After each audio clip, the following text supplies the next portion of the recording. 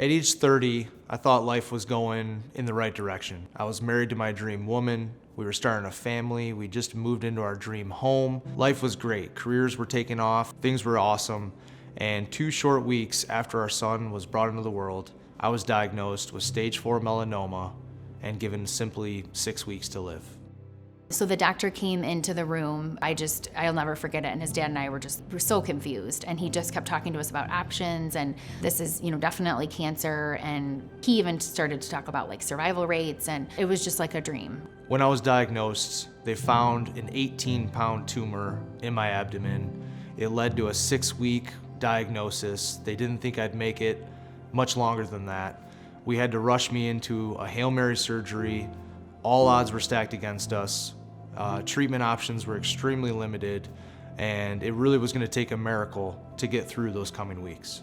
And yet, in those moments, we were then also delivered with the news that our insurance was going to be extremely limited and wasn't going to help us. And I remember like it was yesterday, and us just sitting there in disbelief that all this was coming crashing around us and not really knowing what our next steps were going to be for our family. We'd only been married for a couple years when this happened, and of course having Gabriel and being so young, I remember I just went into full mode, at first shock, and I know that I just really struggled with how to even handle all that, and I felt like I had no choice to be strong during that time, but there was many struggles with it too. I think back to that and I'm like, I don't even know how we got through it. I'm not sure how we survived all that. Seeing my wife pour her heart and soul into my care was amazing. Just watching her research endlessly and fight for my life, not even just for anything else selfishly, just fight for me, was such a humbling experience. And I owe everything to her, because I know if I would have been in any other scenario at all, I would not be here today. The community really had the foresight to say, hey, we hear this story of insurance limiting the options of someone who has been a part of our community family for so long, and we want to rally behind that. And that really started the journey for them to rally and raise approximately $200,000 over the next 18 months that funded our ability to travel the country, seek out different options that each continued to just prolong my life long enough to get to the next step.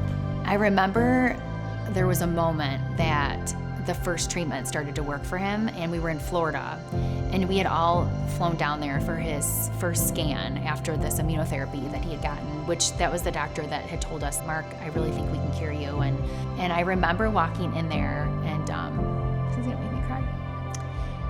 And he said, your tumors all shrank 70%, and this is it for you. This is gonna be, this is what's gonna do it. I know it. And I remember looking at Mark, and we walked out, and I just looked at him, and he's like, we got this, we can do it.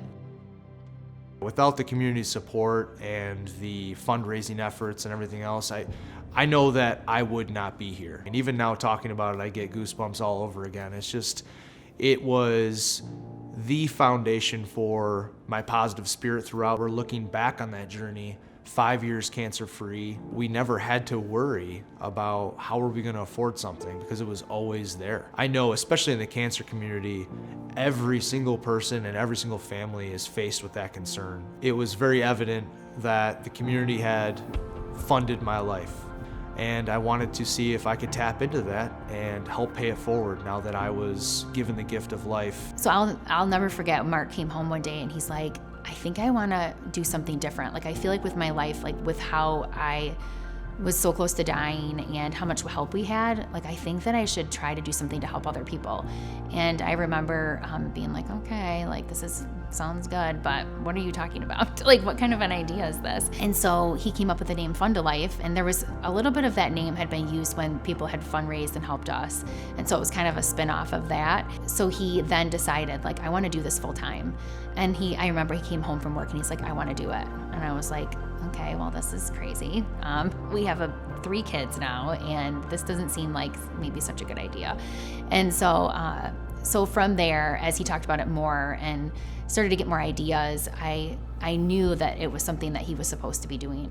This whole journey has changed who who I am as a person to the core. I always felt like I was supposed to do more with the gifts I was given. You're in a community that can make a difference in a lot of people's lives, and that really has been the driver behind me running with Fund a Life and trying to make a difference and shine light in people's darkest moments.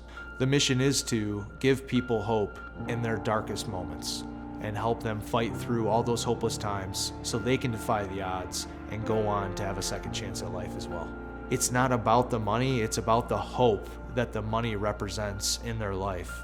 And watching the transition of instilling someone with more hope to get through some of their crisis times, it is such a rewarding experience. And it's one that really keeps me going and keeps us pushing for a bigger support network to keep growing Fund a Life, seek out more people that are desperately in need. When you support Fund a Life, you help those people battle cancer, get through a house fire, you help them get through that crippling car accident, you help them with the diagnosis as a baby and parents are robbed of all hope, sitting in the hospital room wondering how they're gonna afford the care for this loved one. You help those people, you partner with them in their journey to hope. Each one of your dollars can help support their lives on that journey and get them through that. It's so incredible. From everything, all the bad that happened to us, to see all the good that's happening now is just, it's still just mind-blowing.